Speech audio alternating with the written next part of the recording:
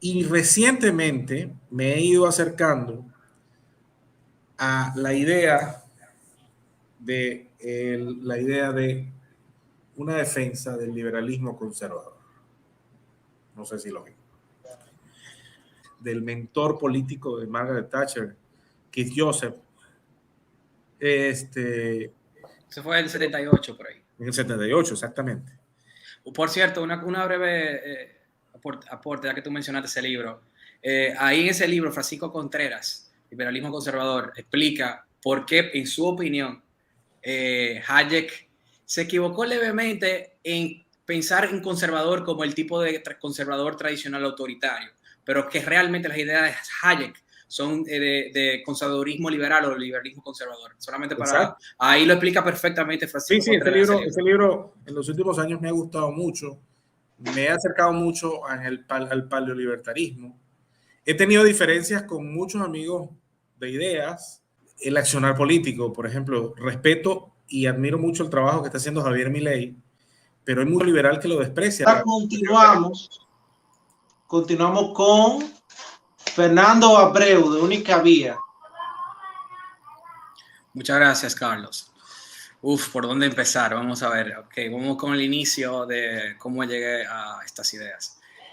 Bueno, en mi caso, tengo que admitir que cuando tenía 16, 17, 15 años, que ya estaba muy interesado en la política y filosofía política desde ese entonces, yo no puedo decir, yo nunca fui 100% de izquierda, pero yo tampoco puedo decir que era socialdemócrata, pero tenía mis dudas, estaba en ese proceso de descubrimiento. Y pensaba y caía en las típicas trampas, obviamente, por todo el marxismo cultural, etcétera, que existe y todo lo que dan en la academia, etcétera. Pensaba que sí existía ese socialismo nórdico en ese tiempo, que la socialdemocracia tal vez podía funcionar. Entonces estaba en esa etapa de estudio, y descubrimiento, y tuve la gran suerte de toparme ya como viendo política, es decir, viendo política en la televisión, porque en ese tiempo todavía las redes no estaban YouTube no estaba tan desarrollado, estamos en el 2006 más o menos, yo tengo ya 31 años, hace más de 15 años de esto. Vi a Ron Paul, me topé con Ron Paul en los debates dentro del Partido Republicano como el libertario. Fue mi primera introducción en ese tiempo al libertarismo o liberalismo clásico, etc. Y comencé a descubrir cosas que pensaba por el sistema educativo que siempre existió, y eso que yo me crié en un colegio americano que era de conservador de por sí, pero resulta que las ideas socialdemócratas, progresistas, keynesianas, están demasiado, y todos los mitos de la izquierda están demasiado penetradas en los libros. O sea, en los libros que yo tenía en inglés me enseñaban todo de que el libre mercado fue lo que creó la Gran Depresión, los monopolios, la pobreza, la desigualdad, todo eso lo decía tal cual en todo su libro. Uno simplemente tenía que abrir la Industrial Revolution, o sea, me lo dieron en inglés, lo estoy diciendo en inglés, The Great Depression, todos los mitos de siempre. Y Ron Paul, para quien no lo conoce, es prácticamente el primer libertario que entra dentro del Partido Republicano, que era muy neoconservador en ese tiempo, más que conservador, ya está un poco mejor ahora el partido. Y chocaba con todo el mundo y era brillante. Ya lamentablemente está muy viejo, no puede articular igual. Aunque Rand Paul, el hijo, más o menos sigue la línea, pero un poquito más conservador que Ron Paul. Pero bueno, por él llegué a estas ideas. Y ahí descubrí, y en uno de sus libros también, End of Fed, que de hecho comencé raro, porque siendo abogado, bueno, yo no era abogado en ese tiempo todavía, pero entré primero por la política monetaria, estando joven, y ahí con End of Fed, el libro de Ron Paul, y entonces ahí descubrí quién era Mises. Y profundizó mucho en Human Action, en Mises, especialmente me encantó el principio, la praxeología, praxeology de Mises, y también comencé a interesarme por cómo llegar a la verdad de las cosas, los teoremas, etc. Y cuál es el proceso por la verdad. Me enamoré del proceso y el descubrimiento de la verdad de la verdad de todo, en todo, especialmente en todas las ciencias sociales, pero prácticamente en todo, y todo tipo de conocimiento. Y razón por la cual también influye mucho en por qué entré como derecho, porque veía en ese momento que derecho legislaba sobre todo, y era cómo se organizaba la sociedad de forma vertical y horizontal, es decir, lo veía como algo universal.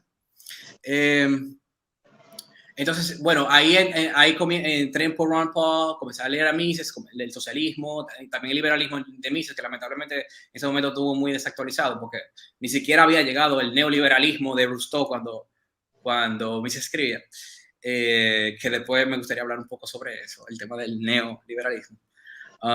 Pero bueno, ahí también eso pasó a Friedman, Hayek, Road to Serfdom, obviamente, que es un libro muy filosófico, aunque sí es económico, es muy filosófico, también de filosofía jurídica, no solamente de filosofía moral, de medios y fines. Y gracias a Huerta de Soto, me metí en un libro más economista todavía de Hayek, que es Precios y Producción, donde él explica bien el sistema de precios y su orden espontánea y dinámica, cómo funciona realmente. Con lo cual también lo cubre en Camino a Servidumbre de Road to Serfdom, pero no da tan detalle como Precios y Producción. Avanzo a Rothbard, porque obviamente Rothbard tuvo mucha influencia en Ron Paul, porque era fuera de los primeros libertarios y anarcocapitalistas en Estados Unidos.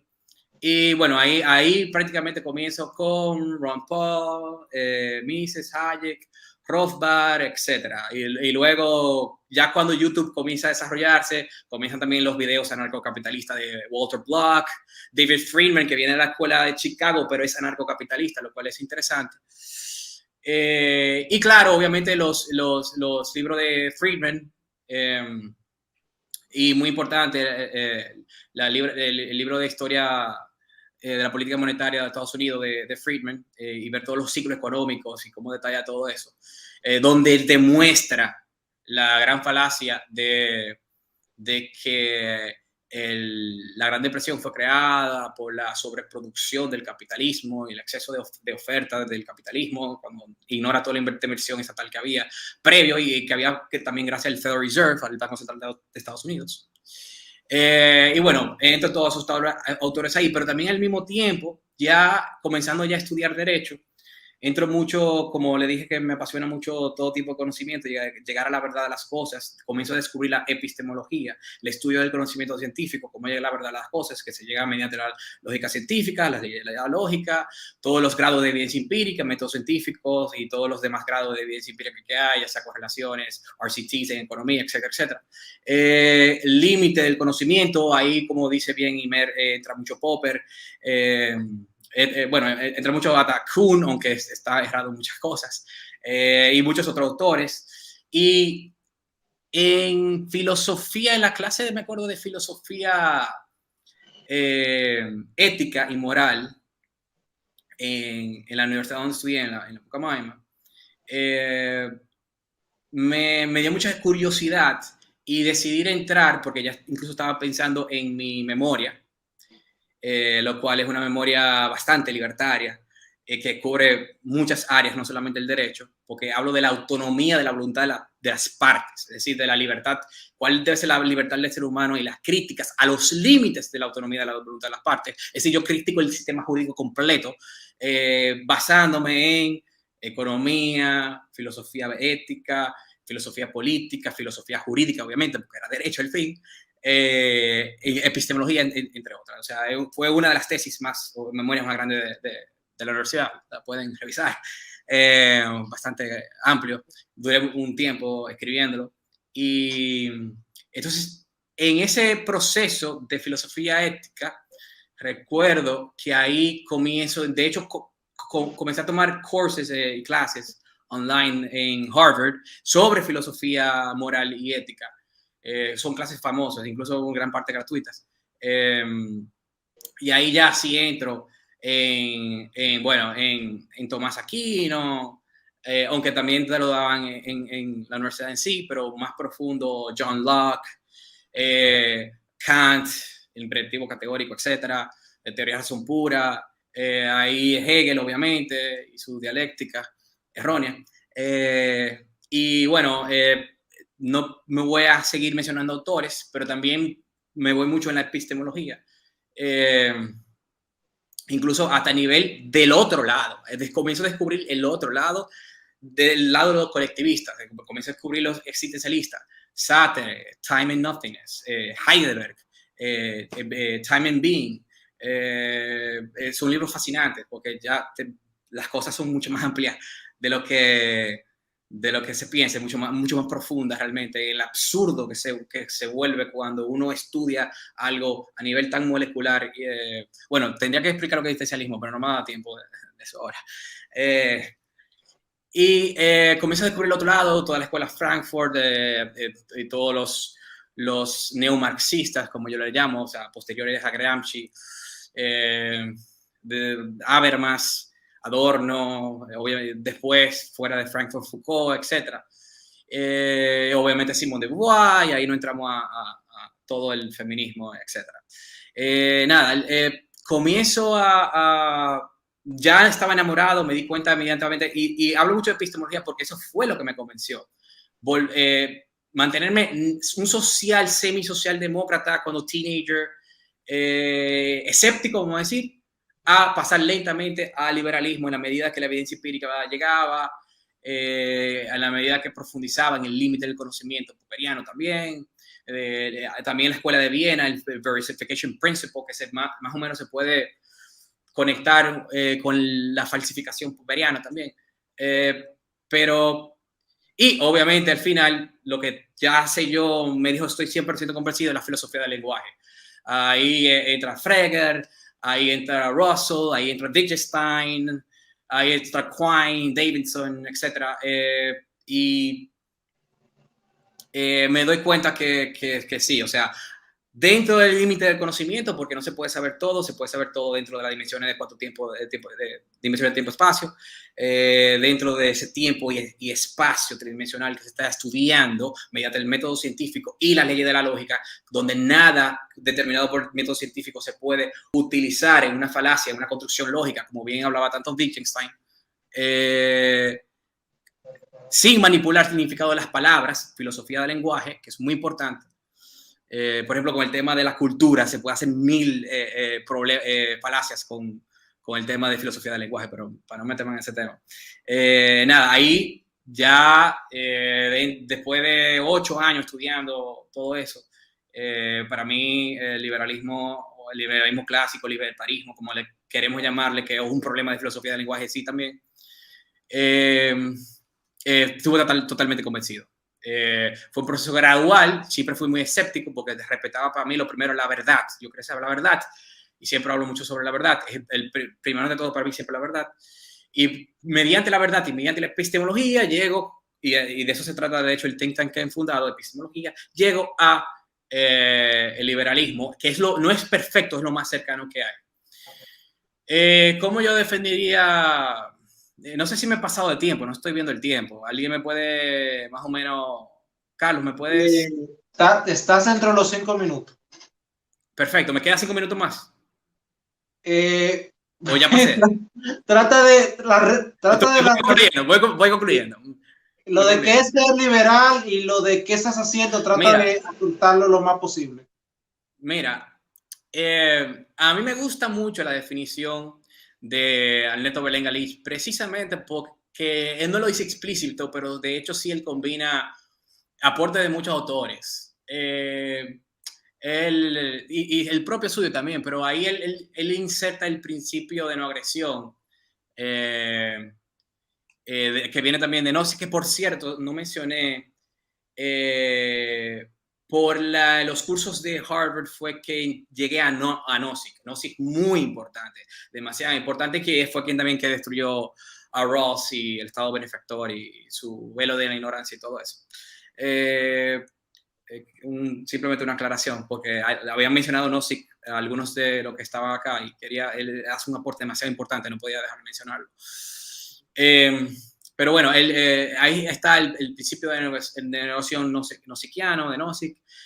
También entra John Locke, donde dice que en la defensa de la libertad, la propiedad. También, obviamente, el proyecto de vida del prójimo, esa parte tiene aporte de muchas personas, pero sí me gusta usar esa definición del el respeto irrestricto del proyecto vida del prójimo en la defensa de la libertad, la propiedad. También me gusta combinarlo con, y ahí entra ya el tema que hablaba Osmel, me gusta combinarlo también para que se vea la fusión con el liberalismo conservador también. O sea, se le puede ampliar con el liberalismo conservador y decir que coincide con esas mismas instituciones que vienen y se generan a partir del orden espontáneo de la acción humana libre, no estatal, libre, en el cual se desarrolla como la familia, también produjo el lenguaje, las leyes naturales, no estoy hablando de las leyes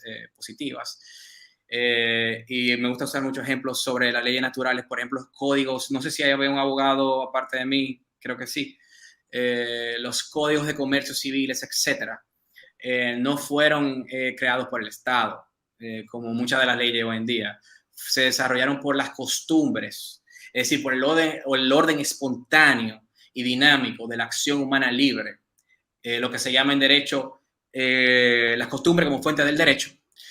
Y luego se codifica, el Estado toma lo que creó, lo creamos todos nosotros libremente, en costumbres, y lo estatiza. El primero que lo hace, por ejemplo, ya en el derecho romano es Justiniano. Justiniano y el Código Justiniano no fue que lo creó él, simplemente lo coge, todas las costumbres la escribe y la codifica. Eso es muy importante saber. Entonces, esa es una gran diferencia entre derecho positivo y derecho natural. Y es uno de los ejemplos de las instituciones que el conservadurismo liberal, no estoy hablando del conservadurismo autoritario o el tradicional, etcétera, coincide con el liberalismo clásico o el libertarismo, etcétera. No me da tiempo a hablar de liberalismo de tendencia progresista y el problema que para mí puede tener. No tengo ningún problema con el liberalismo neutro, que también hay otro tema. Yo tengo una clasificación de liberalismo, porque esto no me da tiempo. Yo tengo una clasificación de liberalismo que igual como en economía, cuando vemos estadísticas, la podemos clasificar y segmentar por tamaño de empresa, por ejemplo, o por actividad económica o por sexo. Unas clasificaciones similares hago con el liberalismo, porque es demasiado complejo y es la mejor forma de organizarlo. Y en esta clasificación social, vamos a llamarle, porque hay muchos nombres diferentes, y los autores no se ponen de acuerdo, la bibliografía es demasiado amplia en el liberalismo. En esta clasificación respeto mucho el liberalismo neutro, que es el liberalismo de la ética mínima, como bien dice Zanotti. ¿Quién era el de Zanotti acá? Se fue el que aprendió con Zanotti, Osmel. Zanotti habla mucho sobre eso, y tiene un libro también que habla bastante sobre el libertarismo como ética mínima. Y un buen ejemplo del libertario neutro viene siendo Milei, por ejemplo, que es diferente el libertario de corriente progresista y de corriente también conservadora. Milei, por ejemplo, es pro vida por el principio de negación, pero en matrimonio, ¿qué dice Milei en matrimonio? Matrimonio dice, yo no me meto en eso, cada quien hace lo que quiera. No te opina ni como la corriente progresista que dice que incentiva eso, sí, vamos a apoyar LGTB, etcétera, etcétera. Y tampoco como el conservador que quiere apoyar y promover el matrimonio tradicional, etcétera, etcétera. Yo soy más del liberalismo conservador, pero respeto mucho al libertarismo neutro, mucho. Yo soy y apoyo mucho, en mi caso, me tiendo a ir un poco más el liberalismo conservador, y entendiendo que siempre respeta, no impone, respeta. El proyecto de vida del prójimo nunca lo impone, simplemente trata de promover las ideas de ética y de instituciones, porque precisamente por una razón austriaca, porque la acumulación de mucho conocimiento a través del tiempo-espacio, en esa prueba y error, esa acumulación de conocimiento que todavía y siempre tendremos como ser humano como conocimiento imperfecto. No existe tal cosa como el conocimiento perfecto, que también lo detalla mucho Venegas Lynch en uno de sus libros. Entonces, por eso, y la importancia que dan desarrollo de instituciones como la familia, el mismo lenguaje, etc. Por eso me voy a más ya para concluir, por eso me tiendo a ir un poco más a esa tendencia. José Luis Mendoza, el pobre tiene esperando un rato. Concho, José Luis, yo no sabía que tú estabas, yo pensaba que todo el mundo había hablado. Estaba casi pensando en la cena. No, pero... Nada, muy buena intervención, Fernando. Seguimos mucho de cerca el trabajo que hacen en Única Vía